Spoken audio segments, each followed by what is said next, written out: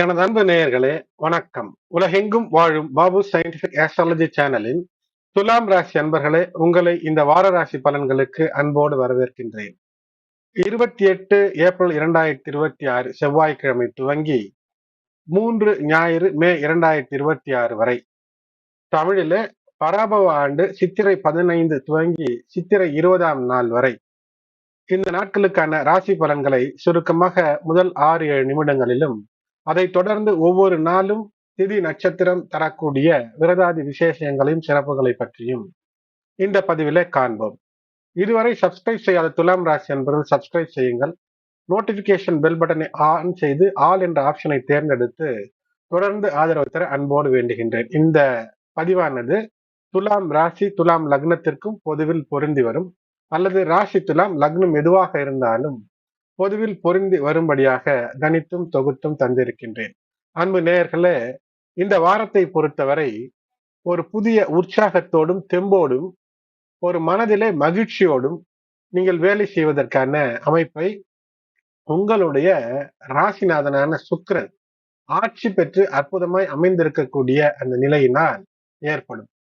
இந்த வாரத்தை பொறுத்தவரை சந்திரன் உங்களுடைய ராசிக்கு 12ஆம் நிலையில இருக்கும்போது குருவினுடைய இணைவு கஜகேசரி யோகத்தின் மூலமாக ஏற்படுகிறது. அது மட்டுமல்லாமல் 12ஆம் இடத்து அதிபதி புதன் அவர் 6ஆம் இடத்துல இருப்பது ஒரு சில நாட்களுக்கு, இந்த வாரத்தினுடைய ஓரிரண்டு நாட்களிலே இருப்பார். அதன் பின்பு பெயர்ச்சியாகி 7ஆம் இடத்திற்கு வந்து புத ஆதித்யத்தை தருவார். அதனால் வாழ்க்கை துணையினுடைய யோசனையின் மூலமாக மிகப்பெரிய அற்புதங்களையும் தனலாபங்களையும் தரும். இருந்தாலும் புதனானவர் அஸ்தங்கத நிலையில் இருக்கக்கூடிய வாரமாக இருப்பதன் காரணமாக உங்களுடைய வாழ்க்கை துணை அல்லது உங்களுடைய பார்ட்னர்கள் சார்ந்த விஷயங்களில மிக முக்கிய அல்லது மிகப்பெரிய முடிவுகள் எடுப்பது, அல்லது அவர்களுக்கு மிகப்பெரிய பணத்தை தருவது, அல்லது அவர்களுக்கு மிகப்பெரிய தங்க நகை கொடுத்து உதவுவது போன்ற விஷயங்களை பொறுத்திருந்து செய்ய வேண்டும். மறைந்த புதன் நிறைந்த ஞானத்தையும் செல்வத்தையும் தருவார். ஆனாலும் கூட உங்களுடைய ராசிக்கு 12ஆம் இடத்தில் இருக்கக்கூடிய புதன் 6ஆம் இடத்துல தனியாக இல்லை, சனி செவ்வாயோடு இணைந்திருக்கிறார். இந்த சனி செவ்வாய் காம்பினேஷன் 12ஆம் இடத்துல இருக்கிறது. நீங்கள் சிறிய ஏதேனும் ஒரு தவறு செய்தாலும் கூட, அதாவது ஒரு செலவு செய்வது அல்லது உடல் நலத்தில் கூட சிறு தவறுகள் கூட ஒரு பெரிய பிரச்சனை தந்துவிடக்கூடிய அமைப்பு. அதனால் சற்று கூடுதல் எச்சரிக்கை, கூடுதல் கவனத்தோடு இருக்க வேண்டும். புதிய உத்வேகம் என்று சொன்னேன், அது உங்கள் வளர்ச்சி நோக்கிய பாதைகளிலே இருக்க வேண்டும். கை பணத்தை செலவு செய்வதில்லை, அல்லது ஏதேனும் ஒரு விஷயத்தை அனுபவிக்க வேண்டும் நினைத்தால் அது நிச்சயமாக கைகூடும். நீங்கள் நினைத்து ஒரு லக்ஸரி கார் வாங்க வேண்டும் என்று நினைத்தீர்கள் என்றால் அதற்கான அந்த எண்ணத்திற்கு சிறிதளவு முயற்சி செய்தாலே அது ஈடேறும். ஆனாலும் கூட ஆடம்பர செலவுகளை எல்லாம் குறைத்துக் கொள்ள வேண்டியது. ஆனால் ஆடம்பர செலவுகளை தரக்கூடிய கிரக நிலைகளாக இருக்கிறது. வாரத்தினுடைய கடைசியிலே ஞாயிற்றுக்கிழமையில அதிகாலை ஒரு 2 மணி அளவிலே சந்திரனானவர் உங்கள் ராசிக்கு 2ஆம் நிலைக்கு வருவார். அப்போது ஆட்சி பெற்றிருக்கக்கூடிய அஷ்டம சுக்கிரனுடைய பார்வையை பெறுவார். இந்த சமயத்துல ஏதேனும் ஒன்றை ஆசைப்பட்டு சாப்பிட்டு உடல் நலத்தை கெடுத்துக் கொள்ளக்கூடாது. சுக்கிரன் 8ல் இருக்கும்போது இந்த ஐம்புலன்களை அடக்கி ஆண்டீர்கள் என்றால் மிகப்பெரிய வெற்றி. ஏதேனும் காதல் சார்ந்த விஷயத்துல இருக்கிறீர்கள் என்றால், இப்போது எல்லை மீறிய ஒரு உறவு என்று இருந்தால், உடல் சார்ந்த தேவைகள் என்று ஏதேனும் அமைந்தால் அது சில சிக்கலை தந்துவிடும். அது மட்டுமல்லாமல் 2ஆம் நிலையிலே இந்த சந்திரன் வரும்போது அங்கு நீச்ச நிலை. அதனால் உங்கள் மனது எதை சொல்கிறதோ அதற்கெல்லாம் ஆட உங்களுடைய நிலை மாறும். ஆகையினால் அப்படி இல்லாமல் சற்று பொறுமை, நிதானம், எது செய்தாலும் சரி தவறு என்று யோசித்து செய்ய வேண்டிய வாரங்களில இது முக்கிய வாரம். பணம் பொருளாதாரம் பொறுத்தவரை ஜாக்பாட், மகிழ்ச்சி, வெற்றி, இதன் காரணமாக வெற்றி, ராஜபோகம், ராஜயோகம். அதனால்தான் சொன்னேன், எது உங்களுக்கு ராஜயோகத்தை தரும் போகமோ அதை மட்டும் அனுபவிப்பது. காதல் வெற்றி பெறக்கூடிய அமைப்பு, வேலை ஒரு உத்தியோகத்துல இருக்கிறீர்கள் என்றால் சக ஊழியர்களுடைய ஒத்துழைப்பு என்பது கிடைக்கும். தொழில் வியாபாரத்துல புதிய புதிய சிந்தனைகளை எல்லாம் லாபத்தை அதிகப்படுத்திக் கொள்ள அமைப்பு ஏற்படுத்தும். உங்களுடைய கூட்டாளிகள், பங்குதாரர்கள் உங்களுக்கு பல விஷயங்களிலே ஆதரவாக இருக்கக்கூடிய சொல்லக்கூடிய அமைப்பு என்பது இருக்கும். மாணவர்களுக்கு கல்வியிலே சிறப்பு என்பது இருக்கும். அரசு சார்ந்த விஷயங்களிலே போட்டித் தேர்வுகளிலே இருக்கிறீர்கள் என்றால் வெற்றி நிச்சயமாக இருக்கும். ஞாபக சக்தி சற்று கூடுதலாகவே இருக்கக்கூடிய காலகட்டம். இதை பயன்படுத்தி மாணவர்கள் வெற்றி பெற வேண்டும். வாழ்க்கை துணையுடன் அந்யோன்யம் அதிகரிக்கும். அதனால் கணவன் மனைவிக்கு இடையே இருந்து வந்த ஏதேனும் சிறு சிறு கசப்புகள் இருந்தாலும் கூட அவை நீங்கும். திருமணம் ஆகி குழந்தை வரத்திற்காக காத்திருப்பவர்களுக்கு குழந்தை வரம் பெறுவதற்கு ஏற்ற ஒரு வாரமாக அமைகிறது. காதலிலே இருப்பவர்களுக்கு திருமண பேச்சு தொடங்கினால் அது வெற்றியாக முடியக்கூடிய அமைப்பை இந்த வாரம் தருகிறது. இஷ்டதெய்வ குலதெய்வ வழிபாடோடு வெள்ளிக்கிழமை மாலை வேளையில விளக்கேற்றி ஒரு இனிப்பை நிவேதனமாக வைத்து லட்சுமி தாயாருக்கான வழிபாடு செய்வது சிறப்பை ஏற்படுத்தும். மகாலட்சுமி வழிபாடு சிறப்பை ஏற்படுத்தும். நெய் தீபம் ஏற்றி வழிபாடு செய்வது, ஏழை பெண்களுக்கு அன்னதானம் அல்லது ஏதேனும் துணிமணிகளை வாங்கி தருவது, இவையெல்லாம் சிறப்பை ஏற்படுத்தும். இல்லங்களுக்கு சுமங்கலி பெண்களை அழைத்து அவர்களுக்கு ஏதேனும் ஒரு விருந்து தருவதோ அல்லது தாம்பூலம் தருவதோ மங்கள பொருட்களை தருவதோ மேலும் யோகத்தை உங்களுக்கு அள்ளித்தரக்கூடியதாக இருக்கும். ஏப்ரல் 30 மற்றும் மே 1 ஆகிய தேதிகள் சற்று கூடுதல் அனுகூலம் தரக்கூடிய நாட்களாக அமைகின்றன. எனது அன்பு நேயர்களே, திங்கட்கிழமை ஏப்ரல் 27, 2026 இந்த நாளிலே சந்திரன் சிம்ம ராசியில கேதுவோடு இணைந்திருப்பார். இந்த கேது சந்திரன் இணைந்து இருக்கக்கூடிய இந்த காலம் என்பது ராகுவினுடைய பார்வை இயற்கையாகவே அங்கு அமையும். ஆகையினாலே எதை செய்தாலும் எந்த ராசினராக இருந்தாலும் பதற்றமின்றி செய்ய வேண்டும், அல்லது ஒரு நல்ல குருவினுடைய ஆலோசனை பெற்று செய்ய வேண்டும். விநாயகர் வழிபாடு அல்லது முழு முதற் கடவுள் என்று சொல்லக்கூடிய விநாயகர் வழிபாடு, அதே போல் உங்களுக்கு முழு முதற் தெய்வம் என்று சொல்லக்கூடிய தாய் தந்தையின் பேச்சை கேட்டு அல்லது பெற்றோர் பெரியோர் ஆசிரியர்களுடைய அறிவுரை ஆலோசகருடைய அறிவுரையை கேட்டு இந்த நாளிலே செயல் எதுவும் செய்யும் போது வெற்றியை தரும். திங்கட்கிழமை பராபவ வருடம் சித்திரை 14ஆம் நாள், ஏப்ரல் 27, 2026 திதி 6:16 PM வரை ஏகாதசி, பின்னர் துவாதசி. நட்சத்திரம் பூரம் நட்சத்திரம் 9:18 PM வரை, பிறகு உத்திரம். நாள் முழுவதும் சித்த யோகம். இந்த நாளுக்கு மோகினி ஏகாதசி என்று பெயர். இந்த நாளில பெருமாளை விரதமிருந்து வேண்டும் போது தவறுகள் தெரிந்து தெரியாமல் செய்த தவறுகள் இந்த நாளில விரதம் இருந்து போக்கிக் கொள்ளலாம். காம இச்சையை போக்குவதற்கு அல்லது காம இச்சையினால் ஏற்படக்கூடிய பிரச்சனைகளிலிருந்து வெளிவருவதற்கு மனதை ஒருநிலைப்படுத்தி பெருமாள் வழிபாடு என்பது, இந்த ஏகாதசி விரதம் இருப்பது என்பது அற்புதத்தை தரும். பிரச்சனைகளிலிருந்து உங்களை வெளியேற்றும். இந்த நாள் புதன் ஜெயந்தி. ஏகாதசி திதியில்தான் புதன் பிறந்தார் என்பது நமக்கு தெரிந்த விஷயம்.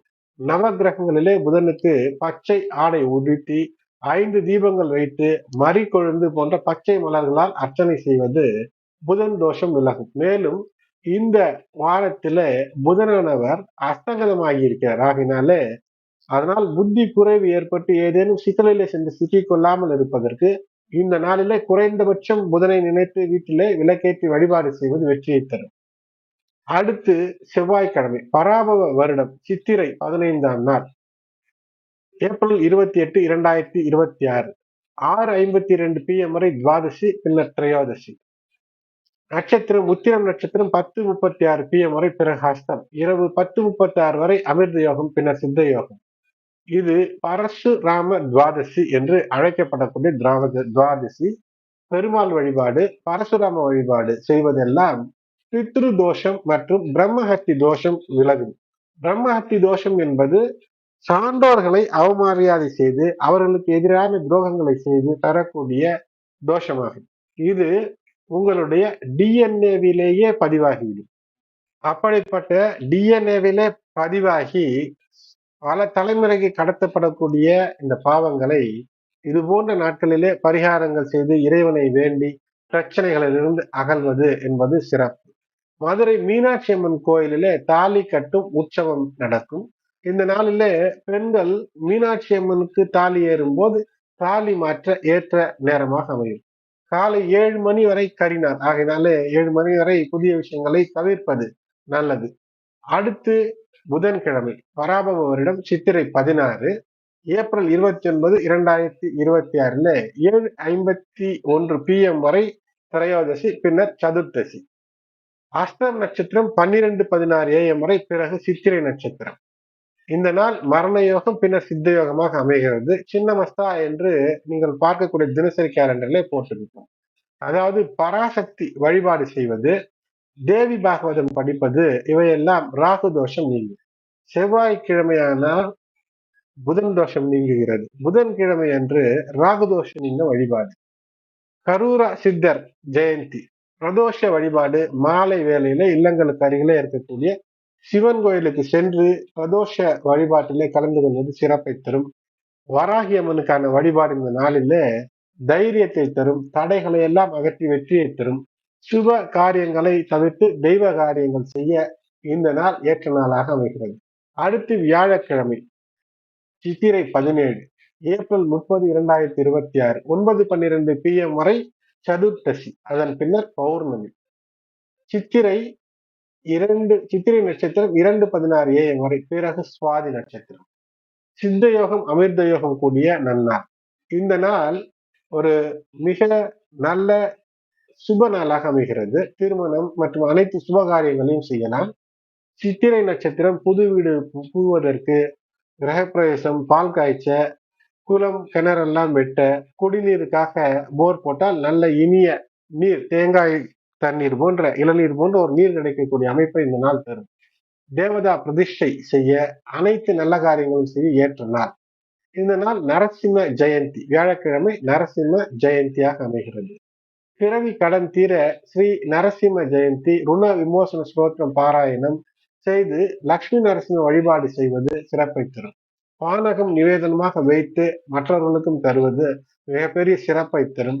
ஜுவலந்தம் என்று நரசிம்மரை அழைப்பார். ஏனென்றால் அழைத்தவுடன் வரக்கூடிய தெய்வம் என்று போற்றப்படக்கூடியது மற்றும் பிரகாசத்தை, பிரைட்னஸை தரக்கூடியவர். ஆகையினால் நரசிம்மர் வழிபாடை தவறாமல் இந்த நாளிலே செய்வது சிறப்பை ஏற்படுத்தும். அடுத்தது வெள்ளிக்கிழமை சித்திரை 18 மே 1 2026 10:52 PM வரை பௌர்ணமி, பின்னர் பிரதமை. சுவாதி நட்சத்திரம் 4:35 AM வரை, பிறகு விசாகம். நாள் முழுவதும் சித்த யோகம். இந்த நாள் சித்திரா பௌர்ணமி. அழகர் ஆற்றில் இறங்கக்கூடிய அந்த உற்சவம் மதுரையிலே நடக்கும். சித்திர குப்தனுக்கான பூஜை.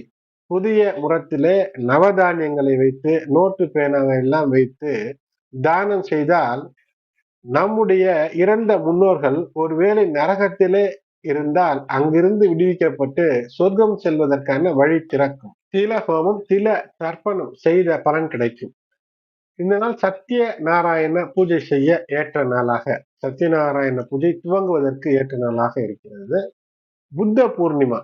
குறைந்தபட்சம் புத்த பூர்ணிமா அன்று உங்களுடைய குருமார்களை சென்று வணங்குவது, அவர்களுக்கான உபசரணை அல்லது அவர்களுக்கான ஏதேனும் ஒரு நன்மையை செய்வது சிறப்பை ஏற்படுத்தும்.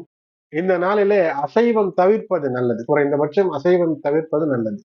அர்த்தநாரீஸ்வரருக்கான பூஜை செய்ய ஏற்ற நாளாக வெள்ளிக்கிழமை அமைகிறது. மே 1 அன்று அமைகிறது. தம்பதிகளினுடைய ஒற்றுமை சிறப்பாக இருக்கும். அடுத்தது சனிக்கிழமை சித்திரை 19 மே 2 2026 12:50 AM வரை பிரதமை, பின்னர் திருதியை. விசாகம் நட்சத்திரம். நாள் முழுவதும் சித்த யோகம். இஷ்ட தெய்வங்களுக்கு தீபமேற்றி வழிபாடு செய்யக்கூடிய நாள். வைசாக பகுலம் என்று பஞ்சாங்கங்களிலே போட்டிருக்கும், தினசரி கேலண்டரிலே போட்டிருக்கும். தில ஹோமம் மற்றும் சில தர்ப்பணங்கள் செய்வதற்கு ஏற்ற நாள். ஞாயிற்றுக்கிழமை. அடுத்தது ஞாயிற்றுக்கிழமை சித்திரை 20 மே 3 2026 3:02 AM வரை திருதியை, பின்னர் திருதியை. விசாக நட்சத்திரம் 7-9 AM வரை, பிறகு அனுஷம். நாள் முழுவதும் மரண யோகம், மிருத்யு. அதனால் சுப காரியங்களை தவிர்க்க வேண்டும். தெய்வ காரியங்களிலே மனதை லயித்து ஈடுபடுவது சிறப்பை ஏற்படுத்தும் தனிய நாளாக அமைகிறது. இறந்தன்பு நேயர்களே, சந்திராசிரமம் பெறக்கூடிய ராசிகளாக அமைவது மகரம், கும்பம், மீனம், மேஷம். ஆகினாலே இல்லத்திலே இருக்கக்கூடிய, உங்களோடு இருக்கக்கூடிய அல்லது உங்களோடு பணி செய்யக்கூடிய மகரம், கும்பம், மீனம், மேஷம் ராசிக்காரர்களுக்கு அனுசரணையாக இந்த வாரத்தில் இருப்பது மேலும் பல சிறப்புகள் ஏற்படுத்தும். உங்களுடைய மன சஞ்சலத்தை தவிர்க்க இது உதவும். எனது அன்பு நேயர்களே, இந்த பதிவு உங்களுக்கு பயனுள்ளதாக இருந்தால் லைக் செய்யுங்கள். மேலும் உங்களுடைய உற்றார் உறவினர் நண்பர்களுக்கும் இந்த பதிவினை ஷேர் செய்யுங்கள். சப்ஸ்கிரைப் செய்யாதவர்கள் சப்ஸ்கிரைப் செய்து நோட்டிபிகேஷன் பெல் பட்டன் ஆன் செய்து ஆல் என்ற ஆப்ஷனை தேர்ந்தெடுத்து நான் தரும் வீடியோக்கள் உடனடியாக உங்களை வந்து சேரும்படி செய்து கொள்ள அன்போடு வேண்டுகின்றேன். நன்றி.